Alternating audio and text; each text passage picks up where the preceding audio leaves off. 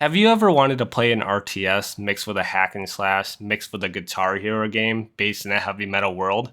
No? Well, that's what you get with Brutal Legends. Brutal Legends is probably one of the most unique games I've ever played. It is very different compared to a lot of games that you get nowadays and even back then. This game is very unique in many different ways, and I'm happy to go over it today in this new retrospective. Before we get into this video, I just want to say I appreciate all the support on the last video, and if we can do the same thing with this video, we'll be going over another retrospective on a game made by Pandemic Studios, and it's kind of like the Battlefront games, but with a unique twist, and that probably gives an obvious what it's going to be. But let's get right into this. Brutal Legends is a very unique and special game to me. I feel like it's one of those games that you kind of just have to go back to almost every year to play again, just because of how interesting it is. There's nothing like this in the genre at all that is like hits this niche where you get like a little bit of everything, which kind of sucks, but it's good in a great way because it makes you want to come back to this every single time and give it another shot. And I really wish that there was a second one, but sadly, this is the one that we got, and this is what we're stuck with. And that's not in a bad light because it still is an amazing game. And I'd like to get into the story now. The beginning of the story is set at a heavy metal concert where you play as a roadie, which is voiced by the legendary voice actor Jack Black. You and another worker complain about how heavy metal is dead because the band you're working for pulled a Machine Gun Kelly and said their pop music is metal. Then you get to decide if you want to hear cussing or not. Fucking piece of shit! You can't fix it! Please let him fall. Damn it! After deciding if you want to hear cursing, you end up running on stage to save the guitarist that is going to fall, which it leads to the whole stage collapsing onto Eddie. After the stage collapses, your character ends up getting blood into his belt, which brings the demon on it to life, which ends up asking you the only other decision in the game, which is if you want gore or not. I absolutely love the little things that they threw in for comedic effect in this game, which really shows the charm of Brutal Legends. But after the demon goes on a rampage, you wake up in a new world and immediately run into grab a battle axe to fight with, and this is where the combat comes into the game. The combat of Brutal Legends is pretty basic, but really fun. The axe is really entertaining to get kills with because it actually feels like it packs a punch when you attack enemies. Same thing goes for the guitar that you end up grabbing, showing that you can not only electrocute the enemies, but blow them away with a push attack. There is also some basic combos that you can do with these weapons, and they're not all too bad. It's honestly just like very basic stuff, but it's still really fun. That's still one caveat, though, of this game is because there is so much stuff going on in one little game, nothing feels like fully fleshed out. And you'll get what I mean later on. But after you end up beating the hell out of a whole bunch of enemies and then blowing up the area, it leads to you being able to see the environment. And oh my gosh, this game has such an amazing environment. Like everything about it looks great. Anywhere you go feels awesome, and everything fits the vibe that they're going for. It's a whole heavy metal world, and I absolutely loved it.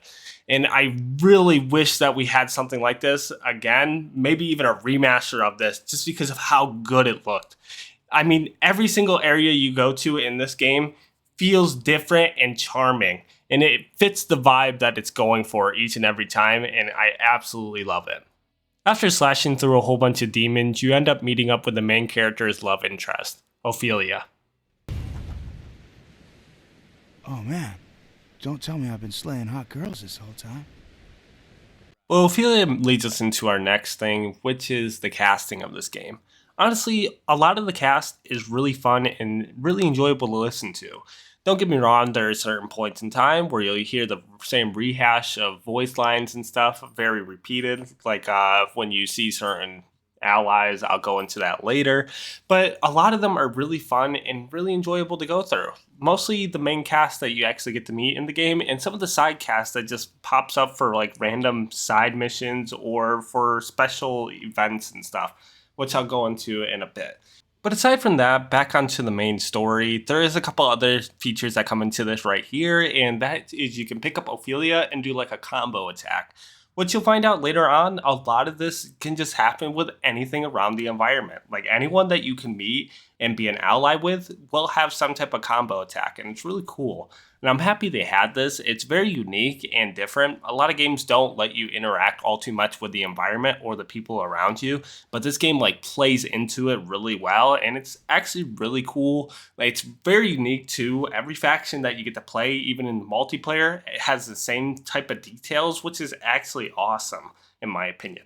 And it adds replayability to the game and it leads to different tactics that you get to do. But I'll go a little bit more into that later once we actually get a little bit more people to do that with. But when you end up heading into the next area, you end up finding lyrics on the stone. And when you play it on your guitar, it's kind of like Guitar Hero where you have to like match the buttons or any like rhythm type game, which is really bizarre, but it's actually pretty fun to do. But when you end up playing it in there, it spawns in your first ever vehicle that you get to create. And it's actually pretty awesome. After you end up making it, you drive through this door and kill a whole bunch of enemies. And oh my gosh, this part looks so cool. Just like ramming through all the enemies that they have. And it shows you a little bit more of like the factions that you'll fight later on in the game. You don't really see them all too much throughout the game until like near the end of the game, which is kind of disappointing, but it's really cool to at least get a general idea of who the main antagonist is supposed to be. But after you're done ramming through a whole bunch of them, you end up at the next boss. And this guy is pretty basic. It's just to show you like some of the different tricks on how to use the vehicles, but it at least has a funny scene at the end of it all. There. It is dead. And you, I will now teach you. Hang on. I shall now teach you of French kissing. But this leads you into another driving sequence, and oh my gosh, like I said, with the environment and stuff, this part looks absolutely amazing, and I honestly don't know how to explain it. Just the eclipse and everything just looks so awesome. Even Jack Black ends up saying this would be an awesome album cover, which is absolutely true. Everything looks so cool.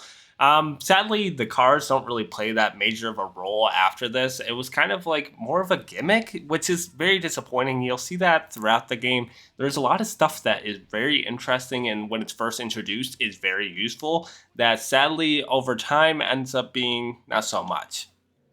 After your whole driving sequence, you end up getting away and you and Ophelia end up heading to Bladehenge. She ends up telling you that there's a guy named Lars that is there with her sister Lita.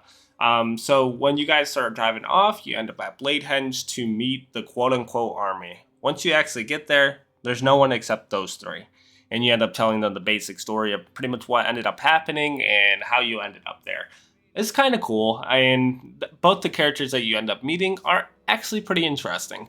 Surprisingly, every person in the like main cast is at least somewhat enjoyable or interesting to talk to, and they kind of fit like a weird gimmicky vibe of like they all are like a little bit of a cliche of something, which I honestly like.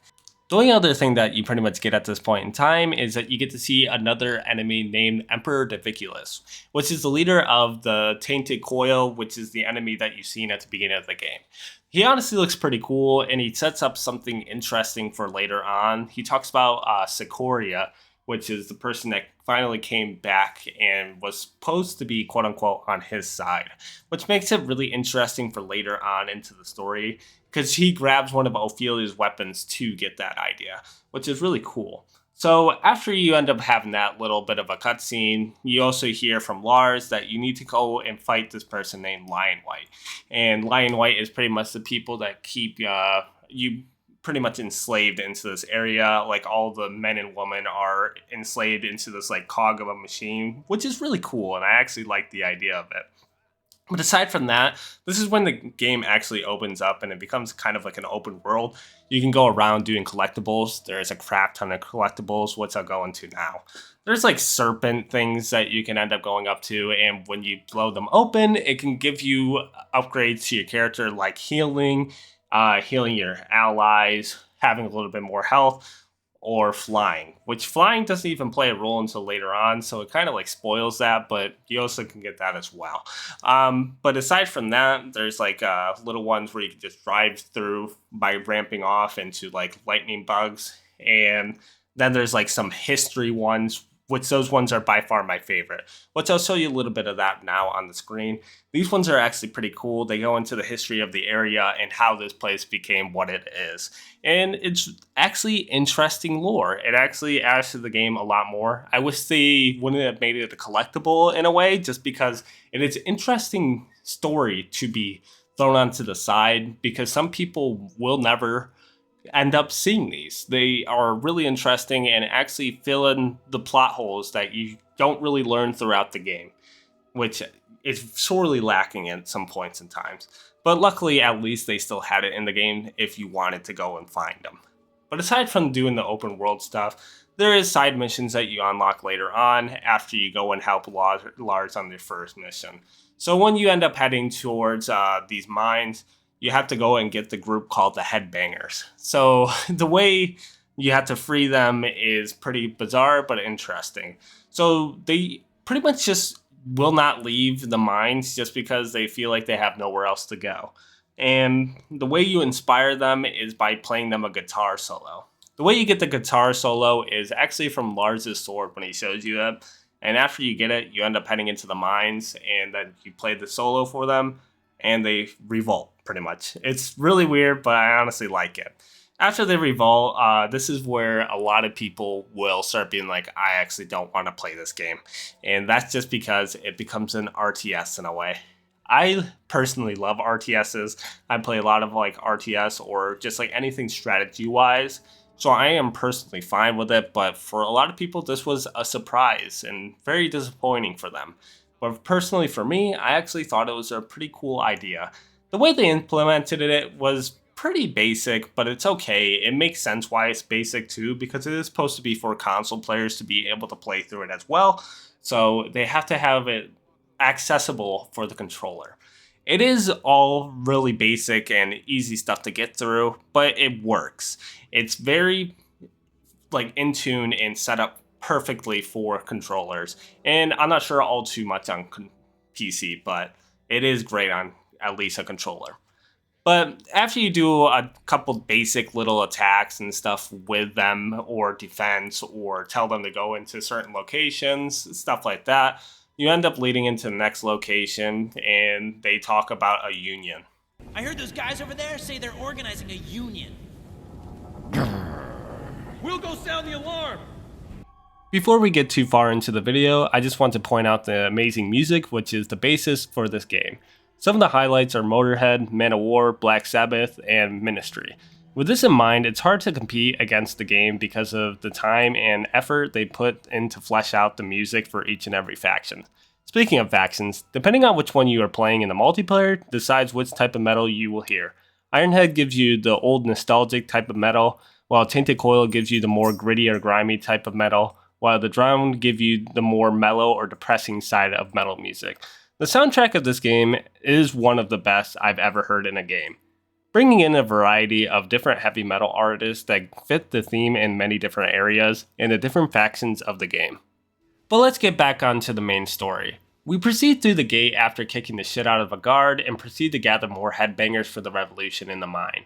After wiping out a good amount of troops and obtaining a bunch of other headbangers, it leads to another boss fight. This boss fight is pretty basic, just showing what you learned so far with the combos, but after you defeat him, you play one more guitar solo, which leads to you recruiting the headbangers to your side. And this is where you choose the name Ironhead for your army. Once you are done, you head back to Lars to proceed with the story. You get there and you find out Ophelia got hurt while saving the Razor Girls, which is another group enslaved by Lion White. So Lars ends up picking up Ophelia and runs towards this mountain where a man named the Killmaster lives. The Killmaster is said to be this mean or aggressive guy because of the way he looks and the name that he has, but he's honestly just a chill dude that heals people when they get hurt. When you get to the mountain, you have to fight through another group of Lion White troops, which leads to you gaining the ability to Mosh Pit, which is a combo done with the Headbangers that lets you knock back enemies, which is like a defense bubble around the character.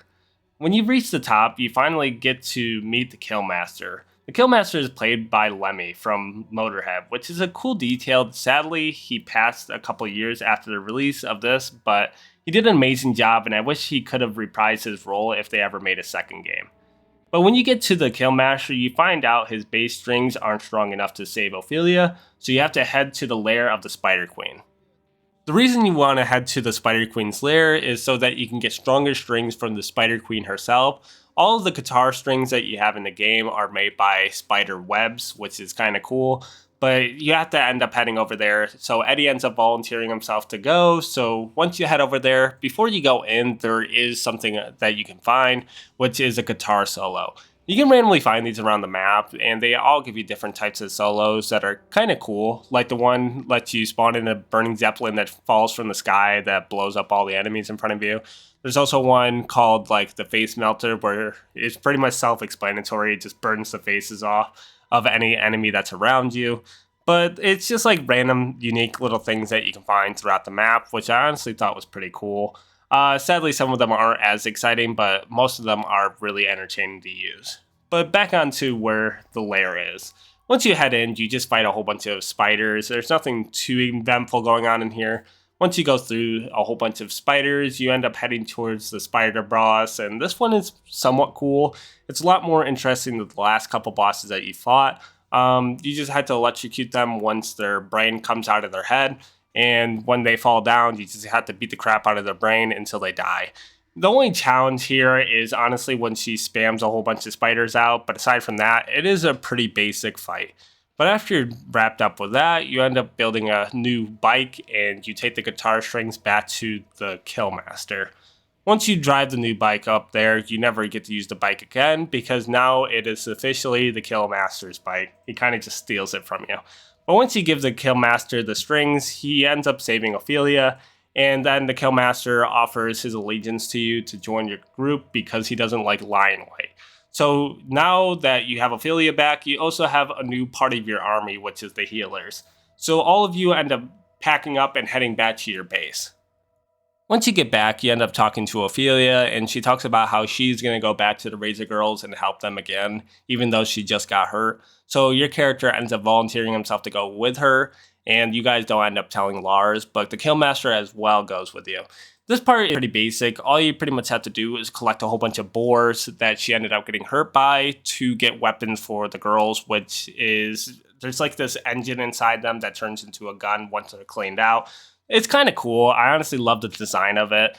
And I'm really happy they showed like these like small little details of how they get their weapons and stuff like that. But it's pretty basic how to get through it. All you have to do is use the Killmaster's bike. So you hop onto the back of it, and this is his combo with you, which is just a stun attack. So you just stun the boars in this one location, and they rip the engines out of their body.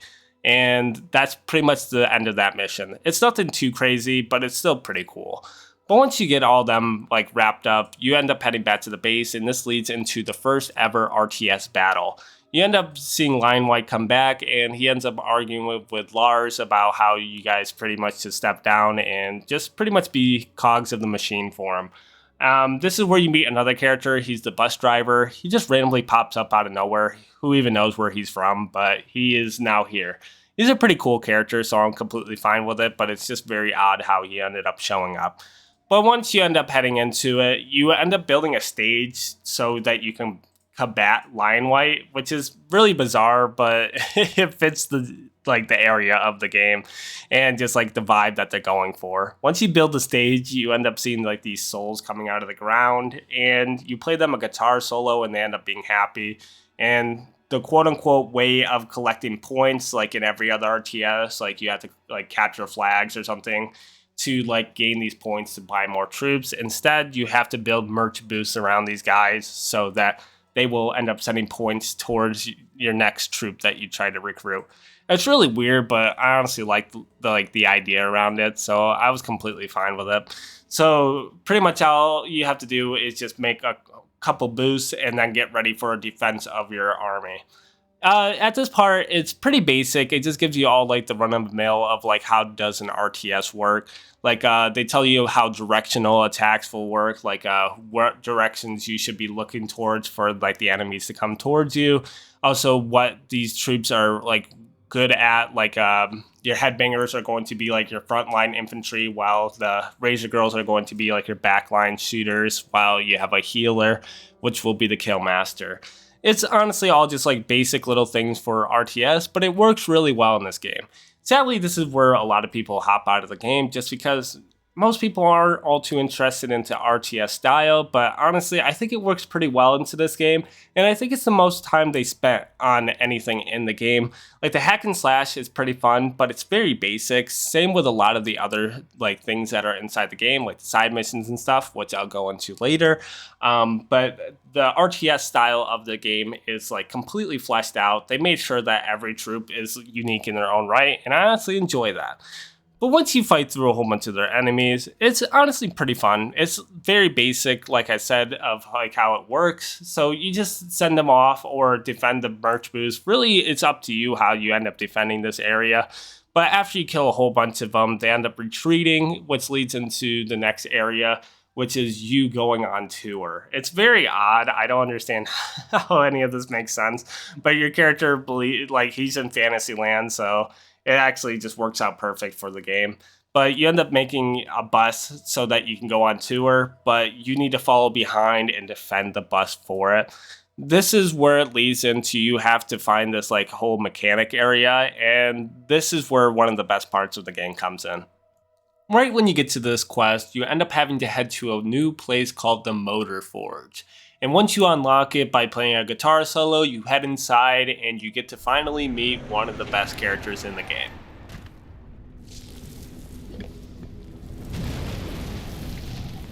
The Guardian of Metal welcomes you. This is where you get to finally meet the character Ozzy Osbourne plays, the Guardian of Metal. What a perfect spot for him to be at. Pretty much what you do with him is just get to edit your combos, your vehicle, stuff like that. It's pretty basic stuff, but it's honestly pretty fun. He doesn't have all too much dialogue, but the dialogue that he does have is actually pretty entertaining. So I'm happy at least he was able to make some type of cameo in this game. And sadly, we will never see that again if they ever try to make a second one, because sadly he passed away this year.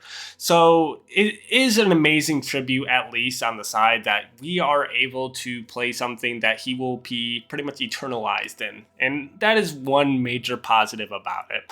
But yeah, this area is pretty basic. It's literally just, like I said, for upgrades and stuff, but it looks really cool, and it's pretty fun to actually upgrade your vehicle, put different paint jobs on it, and same with your weapons and stuff.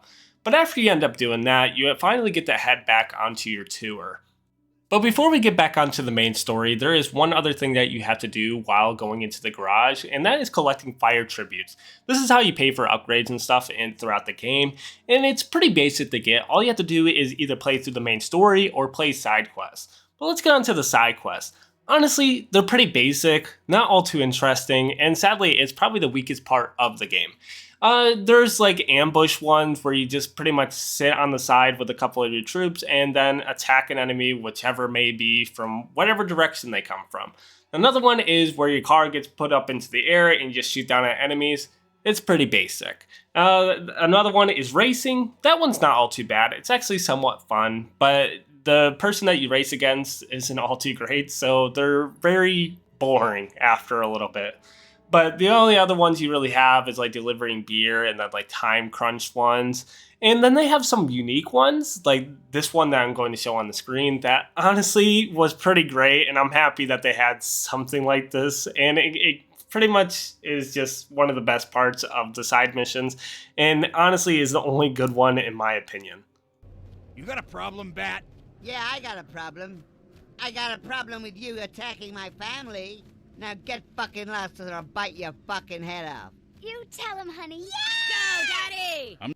But like I said, honestly, the side missions aren't all too interesting aside from a couple like interesting little tidbits thrown in throughout the side. But aside from those, it's honestly just not worth your time unless you're trying to get a lot of upgrades for your vehicle or for your character or combos. But let's get back onto the main story. So pretty much all you have to do now is head back to the bus with your upgrades on your car and just follow the tour bus and pretty much defend it. All you have to do is just kill a whole bunch of enemies on the way through, and it's pretty basic, but it's somewhat fun. All you do is just shoot a whole bunch of enemies and you head to the next location. And this is where Lion Knight's castle wall is. And this is where the next RTS mission starts. And this one is not all too bad. It is teaching you more of the basics. And one more thing, you can now fly.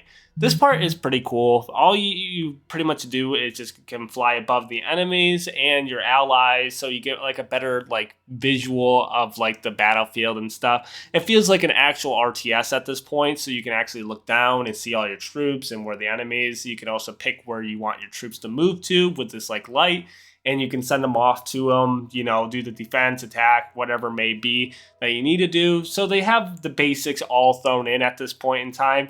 And this is where the other issue you might have with the game comes in. And that is everything kind of feels a bit basic, and that's not on the game's fault. It just did too much stuff all at once, and I think it makes a lot of the things on the side not as appealing.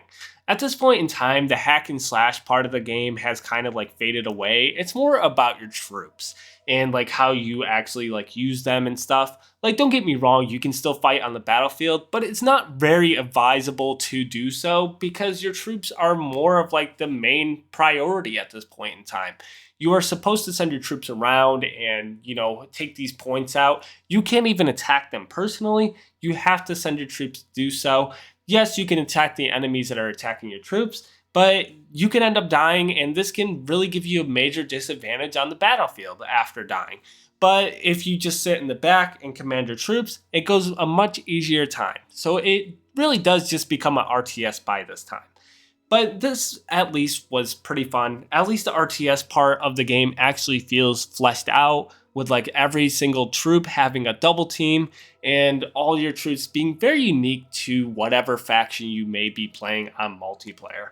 But after you do a little bit of fighting and break through the wall, this is pretty much where you get to meet two more groups that join you. And this is the dudes with the beefy arms, the ones with the huge fists, and they pretty much join your team because Lion White says they're useless now.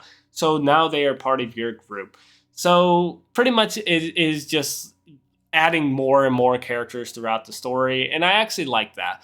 The only disappointing part about this is we're almost halfway through the game, and it's honestly kind of disappointing how short the game is. I think it's like 6 to 8 hours if you're not doing any side missions, which is honestly pretty insane.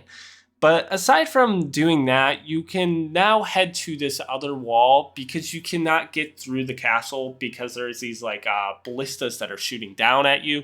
But you end up meeting roadies, and these guys can just walk through the shadow and pretty much go through any area without getting detected, which is what Eddie used to be. So you have to go and find them something to destroy the ballistas because they're the only ones that can actually get through them and get to the objective. So you have to head to these like speaker walls, and this place looks awesome. It has a little bit of fighting and shows you off a little bit more of like the combos, like the dudes with the big fist. You can pick them up and throw them onto the ground. It does like a major like shake on the ground, and it makes all the enemies fly away. It's pretty basic, but it's still somewhat fun. But after you get the speakers, you end up getting with Ophelia a little bit. You guys start making out, if that is interest to you in any way. I didn't really care about the whole B plot of the dating, but it does play a major role later on. You end up giving her your necklace because you're trying to show her that you trust her. And after you do so, you head on. And this is where pretty much you head into the castle to finally fight and face Lion White. Before you get in there, you have to take out those ballistas with the roadies. But after you do so, you finally get to pretty much the major climactic battle of the game. But let's get into the final battle with Lion White. This part is pretty basic. It feels like any of the other areas at this point in time with like the RTS. But the one positive about this area is it really shows the vibe of each and every faction that you end up fighting and what their areas would look like. They are more of a punk rock type group. So it's kind of cool that the area actually fits their vibe and stuff. So I really like that. Same thing with Bladehenge fits your group.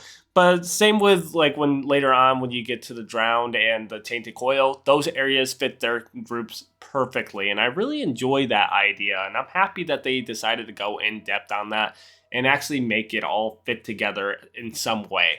But pretty much all you have to do is fight through a whole bunch of enemies. There's not much I can go into this at this point in time, aside from, like I said, the location looks cool, but it's just more RTS at this point in time.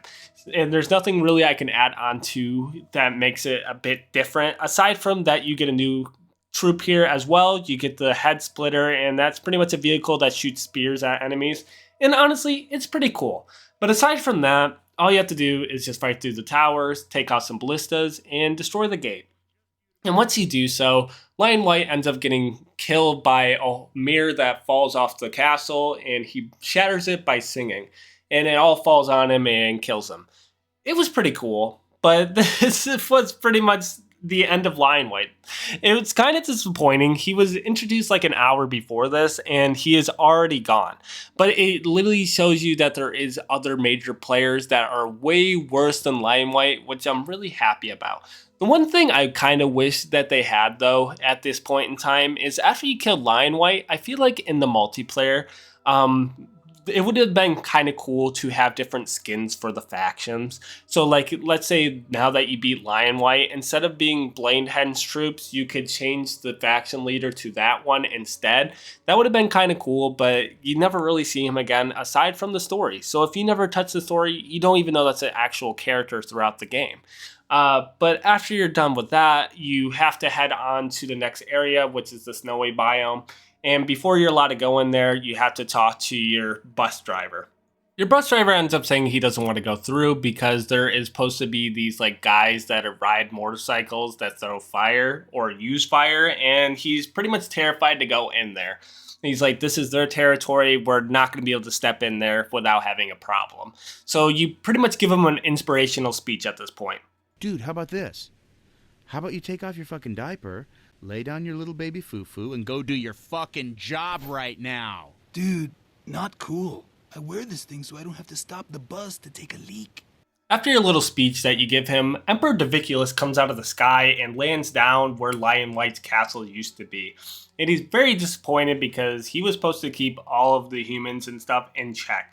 But of course he failed, and he pretty much says this is why the human race is inferior to them. And this is when your leader decides, you know what, I'm just going to try to confront Daviculus. So Lars jumps over and starts arguing with him, and he gets stabbed and killed. It was so abrupt, it was honestly insane. But one thing that you end up learning at this point before that ends up happening is that there is a traitor amongst you. It's supposed to be Sikoria, which is Ophelia from what the idea is supposed to be. So after hearing this, you guys have to escape the area because he starts dropping people in like it's fucking Helldivers, and they all start breaching and just destroying everything around you. So you have to end up driving your car out and getting through the gate to the snowy biome. So pretty much you were forced to go no matter what. So once you end up getting there, you end up disbanding from Ophelia, and you tell her you actually don't trust her because she is a tear drinker. At least that's the idea. What's a tear drinker? The tear drinkers are pretty much part of this like rebellion that was before, and it was a whole bunch of people that drank these black tears, which ended up turning them pretty much evil, and it caused a whole civil war between human to humans, and they ended up wiping each other out to the point where they almost pretty much went extinct. It's honestly kind of a cool idea, and her parents were that, so they think that she is as well, but she is not. But after you end up betraying her, she ends up becoming a tear drinker because of you. So she ends up running off and jumps into the Sea of Black Tears, which is where the tears were, and she becomes pretty much the queen of them, which is honestly kind of an interesting idea.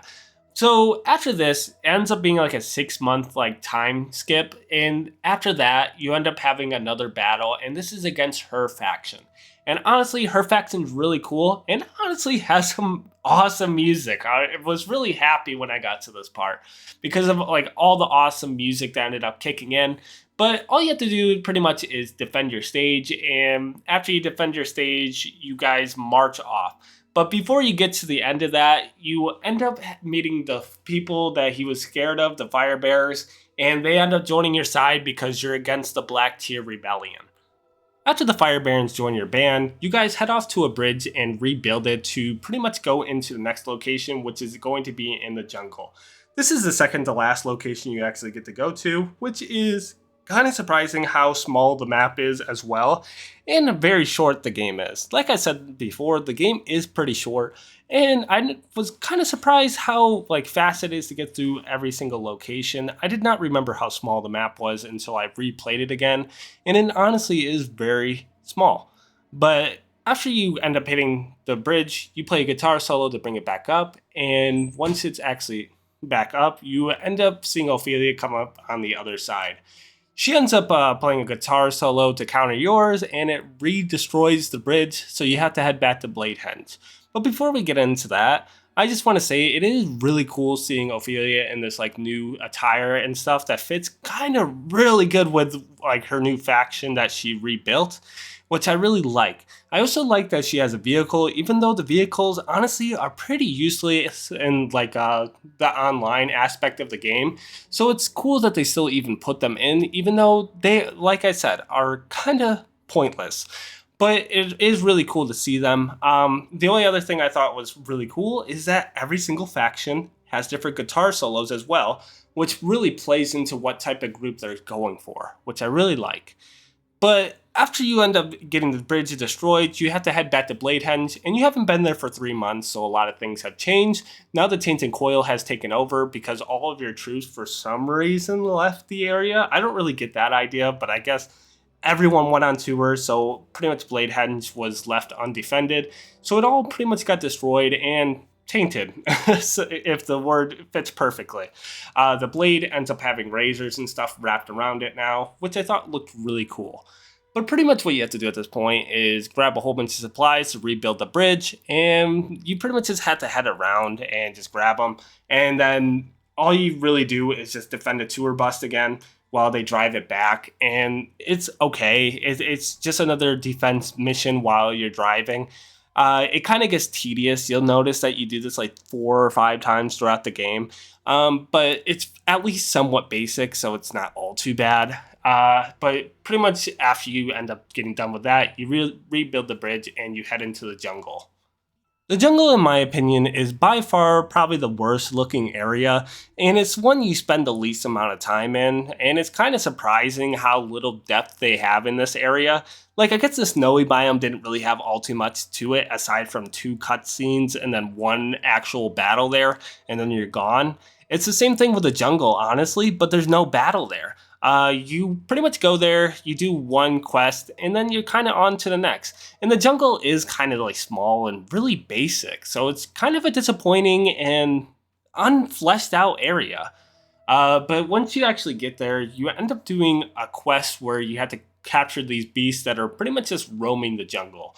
It's pretty basic. All it really is doing is teaching you what the double team for the fire bands do, which is just encircles enemies and gives you pretty much an attack boost on them. And it's kind of cool, but it's just doesn't really tell you that. It kind of just shows that the troops get stuck in the middle of it, which is all right from what it seems, but it's actually a lot better than you would think it was. But after you end up doing that, you capture 3 of them, and then you end up getting pretty much captured yourself by the faction that actually lives in the jungle. And all they pretty much do is bring you up to this temple, and then they start these fire braziers to pretty much burn you alive, which I thought was kind of cool. But the whole area looks kind of mysterious, but all you really have to do while the fire is going towards you is just go to the back, play a guitar solo, who would have guessed, and then something happens. The statue ends up opening, and this is where one of the more interesting things of the game comes into play. So if you've been doing that 1 side quest that I talked about a long while back, the collectibles where you end up having the story being told through these statues that you find throughout the map, As long as you've been collecting those, you'll understand what's going on in the plot so far. But if you haven't, it's kind of a surprise here, which I actually really like. When you actually get to this part, you end up finding out that your father actually has been to this world before.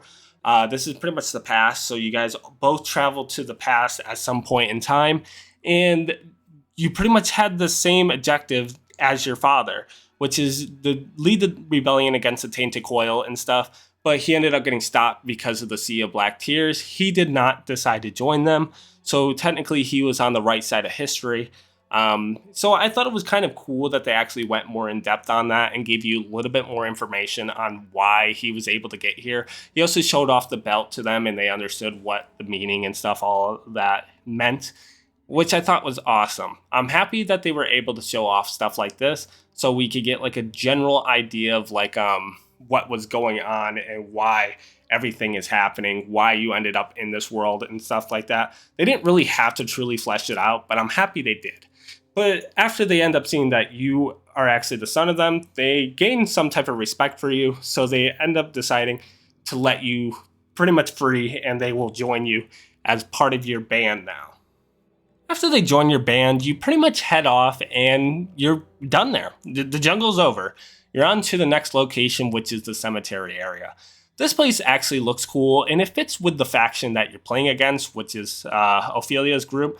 So I thought it was kind of cool. Like the whole area feels like it has a great atmosphere and you get to see a general idea of what the enemies of that she has are, like baby carriages, beheaded woman with like hair that attacks you, brides that lost their husbands, stuff like that. It's kind of cool. And you get to see a new one, which is very OP in the multiplayer, which is the Horse Riders. They're pretty much the Grim Reaper. I think they look awesome, but they are hella annoying if you ever played against them in the multiplayer. But pretty much you just do the same thing again. You defend the tour bus and you head on to the next location. The only thing that they made a little bit different is that you tag team with the group that you just recruited. So you ride the fire beast so that you're burning the troops as you go through. It's pretty basic. It's nothing all too interesting. It doesn't really innovate anything. It's just to show you what they actually do, which is fine. And I think this is a good way of showing what every group does. But I kind of wish that it wasn't so handholdy on teaching you how the devil teams work for each and every group. I wish it was more like, if you want to do it, just do it type thing. But they actually kind of just like motivate you into it. This one's kind of forced though throughout the story. But after you end up getting done with that, you end up in this like pit, and this is where you actually fight Ophelia for the first time. And this is where you actually get to see like all of her new attacks and all that. It's actually kind of a fun battle. It was a lot more challenging when I was younger, but as I got older, this is very basic. RTS stuff is not even that hard. I've played a lot of different RTSs throughout like the last couple of years. So I've played like Mountain Blade, stuff like that. I know how like troop controls and stuff like that works now. So it's not as challenging. So it's pretty basic. You just go through like this pit area and just wipe out the enemies, take out their stage, and then you win. It took me like 2 to 3 minutes to do this. It's very basic, like I said. I will say the one positive, though, aside from it being not all too hard, is that at least the location looks really cool. The whole pit area is very like innovative and interesting, and it's even plays in the multiplayer. So if you like the map enough, you can actually just play it later on PvP with like either AI or real players, which I really like.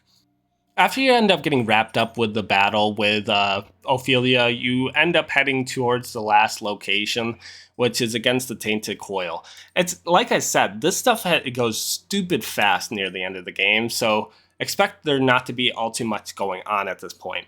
So pretty much what you have to do again is defend the tour bus as they head to the next location. This last location looks fucking awesome. I absolutely love the look of it, and Tainted Coil, at least, is my personal favorite to play. I only play them on multiplayer because I think they're the most entertaining faction to play. And it really gives like a cool vibe to them once you actually get into the location. But before you actually get to fight them, you have to fight Ophelia for the last time, but she is at the Sea of Black Tears, which is where the Tainted Coil's like base of operations is pretty much in the story. So you end up having your last RTS battle with her. It's okay. It's not anything eventful. At least I didn't think it was all too interesting. The only difference is that you have to battle for a bridge again. So it just pretty much is you wait it out, build enough troops, cross the bridge, and they give you a new vehicle at least. And this vehicle is actually really cool. It spawns a sword out of the sky and smashes into the ground, which destroys everything. You don't get to decide if you don't want to use it or not. Like I said, it is very handholdy with what type of items they want you to use. You are pretty much forced to use these. So pretty much you end up building this, destroy some towers, and head into the last location. As you head into the last location, you have one more cutscene, and this is where more of the plot comes into play. You end up finding out Ophelia is actually not Sikoria, which you thought she was. You end up finding out that you were Sikoria, or at least the remnants of her. You are actually the son of Sikoria, which you find out from Emperor Diviculus. He found it funny that you ended up thinking it was her, so pretty much your character was an idiot this whole time, that pretty much casted her out, and just lo and behold, it wasn't even her fault, and she actually had no role in how they found out where they were and where they were going. So I thought that was actually an interesting way of going throughout the plot with that, and I actually really enjoy that idea. But pretty much what ends up happening is he goes up to Ophelia and rips her heart out, and then pretty much spawns like this huge beast. This ends up being part of Sikoria's plan from what Emperor Diviculus says, which I thought was actually kind of interesting. So you end up having to fight this like huge demon. It's honestly a very basic fight. You pretty much have to just attack the tentacle three-headed monster on both sides, drive through it, break them open, and then just keep doing that on repeat. This would be hard if it actually had some type of challenge, but there is no challenge at this point. Pretty much all you have to do is just keep running away from it, spawning more troops, heading towards it, attacking the heads, and then driving through it. You do it twice, and then the third time you drive through the main head, and this is where the final boss fight starts. This final boss fight is honestly very basic and very disappointing. Honestly, it only takes like 1 to 2 minutes. It's just kind of enemy spam throughout it. So as long as you're good at fighting multiple enemies at once, you're going to have a breeze here. But after you end up fighting them, at least there's at least a good cutscene for ending them off.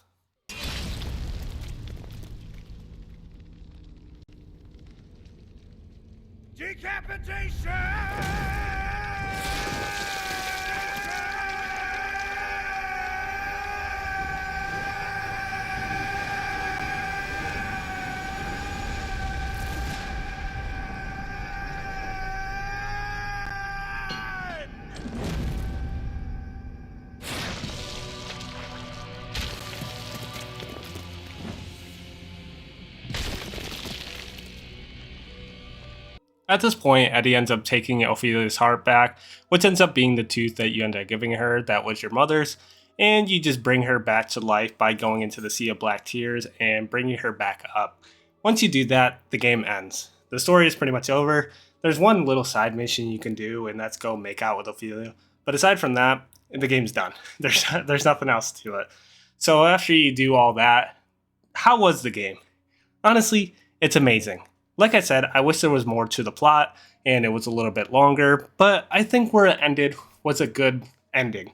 Sadly, when you actually finish it, there is a location that says the story will be continued, but the story was never continued, so it's honestly just kind of like a disappointing little area that you can go to and find out that this game had potential to have more to it, but it sadly ended here. But how's the multiplayer? The multiplayer in the game, I'm not going to go all too much into it, but it's pretty good. The map variety is kind of cool. There's not that many maps in the game, at least in the base game. There is more if you bought the DLCs, but sadly those are now gone because the Microsoft Store is officially closed for this type of stuff. So if you really want to go see it, you can look it up online or something like that, but how it is right now without those, the game is still pretty good. You don't really need those other maps to fill out the multiplayer. The maps that they do have are unique and pretty fun. There is a couple of them used from the story, but not all too many of them. Honestly, there's a lot of unique ones that were made specifically for the multiplayer. and it was supposed to be like the highlight of the game after you finished it. But honestly, I think after you finish the story, the multiplayer is not really worth going and checking out unless you're really into the RTS. And personally, I was.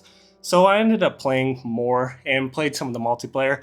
And honestly, the factions are really fun to play through. I think, like I said, the Tainted Coil one is probably the best one. The Drowned is probably second best, in my opinion. And then Blade Henge's group is my least favorite. And that's just because the other two are very unique. And I think if I didn't play only as Eddie and his crew throughout the whole story, they'd be a little bit less interesting, at least in the multiplayer. At least Ophelia and Tainted Coils. But because they were used so little, like throughout the story, because you really only do like 2 to 3 RTS missions where you actually play against the Drowned and then one against Tainted Coil, it left a lot to be desired. But when you play it in the multiplayer, at least if you found the RTS fun in the campaign, you'll find it really fun in the multiplayer. Sadly, you're probably not going to be able to find a match, but there is AI that can fill it out instead. And with those AI, it's actually still really fun, and I'd say it's personally worth going and checking out. But how is the game overall? Honestly, I'd say this game is a huge recommendation for anyone that hasn't checked it out. It is still holding up till this day. At least I think the RTS and stuff is really fun. The combos are basic, like I said, but they are still enjoyable to go through. Same with playing guitar solos, those things are really entertaining to do. So as long as you found all that stuff fun, you'll probably find the multiplayer just as fun as well. But that's probably going to wrap up this video. If you guys enjoyed the content, make sure to leave a like and a sub. And if you have any suggestions for anything else to check out, make sure to leave them down in the comments down below. But aside from that, I'll see y'all next time. See ya.